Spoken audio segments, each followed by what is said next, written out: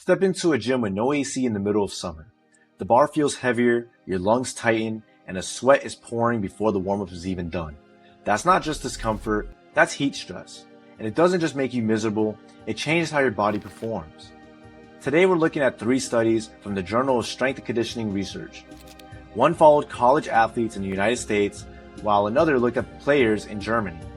And a third studied Champions League elites. Each one shows us something different about how athletes respond to heat, and they give us a clear picture of what really happens when you compete in brutal conditions.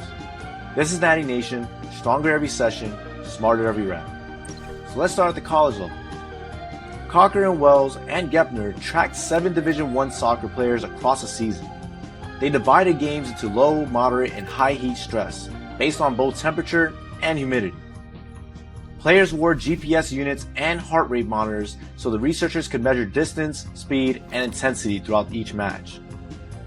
In hotter games, around 86 degrees Fahrenheit or 30 degrees Celsius, players spent more time walking and jogging instead of running at a steady pace. But here's the thing, sprints and high-intensity efforts were maintained. The athletes knew they had to hold on to those explosive bursts because that's what decides a match. The cost was cardiovascular strain. Players spent much more time above 85% of their max heart rate, even when they weren't running faster, and coaches noticed. In cool games, there were around 8 substitutions, but in hot games, that number doubled to 16. So even at the college level, you can see the survival strategy starting to show up. Conserve energy, keep the sprints in the tank, and spread the load through more subs. That's a simple survival strategy. And this theme of conserving to protect intensity shows up again at the professional level. Now let's move up to the professional level in Germany. Lincoln Webner analyzed more than 1,200 matches from the top 2 divisions of German soccer. That's a huge sample size, not just a few games here and there. What they found was clear. As temperatures rose above 57 degrees Fahrenheit or 14 degrees Celsius, the total distance players covered started to drop. And interestingly, the effect was strongest in the top league players, even though they were fitter and more skilled. So why would the best players actually run less? Because elite athletes pace smarter. Instead of wasting energy on constant movement, they conserve it for moments that matter. Sprints, tackles, and game-changing plays. It's the same logic as in the weight room.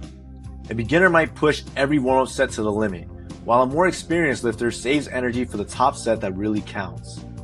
These professionals treat their running the same way. Less wasted volume, more decisive bursts. That's not laziness, that's precision. And if the best pros in the world pace themselves, what happens when we go even higher? To Champions League level. Moore and Krustrup studied 19 elite players competing in Champions League matches. They compared games in hot conditions, about 86 degrees Fahrenheit or 30 degrees Celsius, with cooler conditions around 54 degrees Fahrenheit or 12 degrees Celsius. Before and after games, players performed counter-movement jump tests.